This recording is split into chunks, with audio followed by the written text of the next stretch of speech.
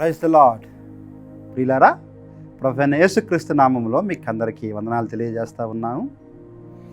ఈ hope for today వాక్య సందేశానికి స్వాగతం. సాధారణంగా మన జీవితాల్లో మనం గమనించినట్లయితే మనలను ఒకే సమయంలో రకరకాల సమస్యలు, శోధనలు, ఇబ్బందులు మనలను ప్రభావితం చేస్తూ, గురి చేస్తూ, ఆందోళనకు గురి చేస్తూ ఉంటాయి. మన కష్టదినాలు మనలను చాలా ఇబ్బంది పెడుతూ ఒకానొక సమయం వచ్చినప్పటికీ మనం చాలా నిరాశలో కృంగిపోయి అసలు ఈ సమస్యలు మనల్ని విడిచిపోతాయా, లేదా మన జీవితాంతం ఈ సమస్యలు లేదా శ్రమలు మనలను ఇబ్బంది పెడతాయా అనే నిరాశలోనికి మనం కృంగిపోతూ ఉంటాం. ఒకవేళ మీరు కూడా మీకున్న సమస్యలను బట్టి, మీకున్న ఇబ్బందులను బట్టి, శ్రమలను బట్టి ఈ విధమైన నిరుత్సాహంలో ఉన్నట్లయితే దేవుడు మీకోసం ఇస్తున్న వాగ్దానము చాలా గొప్పగా ఉన్నది. పరిశుద్ధ గ్రంథాలు మనం తెరచి 94వ కీర్తన 13వ చరణము 2వ భాగాన్ని చదివినట్లయితే అక్కడ దేవుడు మనతో ఒక చక్కని వాగ్దానం ఇస్తూ మనతో మాట్లాడుతూ ఉన్నారు. ఒకసారి చదువుదామా వాక్య భాగాన్ని. 94వ కీర్తన 13వ చరణము 2వ భాగము. నీతిమంతుల కష్టదినములను పోగొట్టి వారికి నెమ్మది కలుగచేయుదువు. వాక్యం సెలవిస్తూ ఉంది, నీతిమంతుల యొక్క కష్టదినములను పోగొట్టి దేవుడు వారికి నెమ్మది కలగజేస్తూ ఉన్నాడు.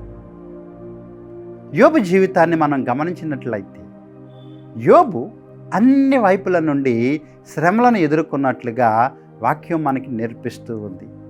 ఒకే దినమున తన యొక్క కుమార్తెలను సంతానాన్ని పోగొట్టుకున్నాడు, ఆస్తిని కోల్పోయాడు, శరీరం లేదు, ఆరోగ్యం లేని స్థితి, భార్య స్నేహితులు నిందించే స్థితి, ఇలాగ అన్ని రకాలైన సమస్యలను, కష్టాలను ఆయన అనుభవించినప్పుడు మనం చూస్తూ ఉన్నాము. దేవుడు ఒక దినమున ఆ కష్టములన్నిటినీ పోగొట్టి ఆయనకు నెమ్మది కలుగజేశాడు. మన జీవితాలలో కూడా ఏవైతే కష్టాలను, శ్రమలను మనము ఇక్కడ అనుభవిస్తూ ఉన్నాము, ఆ కష్టాలకు ప్రతిఫలముగా దేవుడు వాటన్నిటిని పోగొట్టి మనకి నెమ్మది ఇచ్చేవానిగా ఉన్నాడు. ఆ నెమ్మది అనే మాట చాలా ఆశీర్వాదకరమైన మాట. ఇంగ్లీష్లో రిలీఫ్, రెస్ట్, పీస్ అనే మాటలో మనం చూస్తాం. అవును ప్రియులారా, మన యొక్క కష్టాలు ఏవైతే మనలను కృంగదీస్తూ ఉన్నాయో వాటి స్థానంలో దేవుడు మనకిచ్చే నెమ్మది చాలా గొప్పది. ఆ గొప్ప నెమ్మది అందరికీ కూడా ప్రభు ఇవ్వాలి అని కోరుతూ ఉన్నాడు. మీరు ఏ రంగంలో అయినా ఉండవచ్చు, ఎలాంటి శ్రమనైనా అనుభవిస్తూ ఉండవచ్చు. అవి మీరు చెప్పుకోలేనివిగాను, ఎవరూ తీర్చలేనివిగాను ఉండవచ్చు. అయితే దేవుడు ఇప్పుడు మీతో మాట్లాడుతూ ఉన్నాడు. నా ప్రియ బిడ్డ, ఆ శ్రమను, ఆ కష్టాన్ని పోగొట్టి నేను నీకు నెమ్మది ఇవ్వబోతూ ఉన్నాను.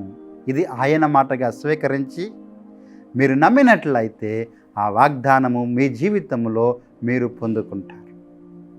మీరు పొందుకోవాలని ఆశించినట్లయితే మీ పక్షముగా నేను ప్రార్థన చేయబోతూ ఉన్నాను. ప్రార్థనలో ఏకీభవించినట్లయితే దేవుని వాగ్దానం స్వతంత్రించుకునేవారుగా మీరుంటారు. ప్రియ ప్రభువా, ఈ మంచి సమయంలో మా ప్రియులందరి కోసం ప్రార్థన చేస్తూ ఉన్నాం. అవును ప్రభువా, ఈ కష్టములు మాకు జీవితంలో నుంచి ఎన్నడూ విడిచిపెట్టవు. మేము మా శ్రమలను, మా శోధనలను, మా ఇబ్బందులను ఎదుర్కొంటూనే మా జీవనాన్ని గడపాలి అని ఎందరైతే ప్రభువా వారి జీవితంలో ఆశను, నిరీక్షణను కోల్పోయారో ఈ సమయమందు ప్రభువా నీవిచ్చిన వాగ్దానం బట్టి వారి పక్షముగా ప్రార్థన చేస్తూ ఉన్నాను. వారి శ్రమలను, కష్టములను పోగొట్టండి ప్రభువా. నీవిచ్చిన వాగ్దానమును బట్టి ప్రభువా వారి కష్టదినములను పోగొట్టి వారికి నెమ్మది దయచేయండి. నీవిచ్చిన నెమ్మది ఎంతో గొప్పది కదా నాయన. గొప్ప కార్యము వారి పక్షంగా మీరు జరిగిస్తారని నమ్మొచ్చు. యేసు నామములో ఈ ప్రార్థన అడిగి వేడుకుంటున్నాను తండ్రి, ఆమేన్. అవును స్నేహితులారా, దేవుని యొక్క వాగ్దానాన్ని మీరు స్వతంత్రించుకొని సంతోషముతో ఉండాలని మీకోసము నిత్యము లైఫ్ చర్చ్ ప్రార్థిస్తూ ఉందని మర్చిపోవద్దు. దేవుడు మిమ్మల్ని దీవించునుగాక. ఆమేన్.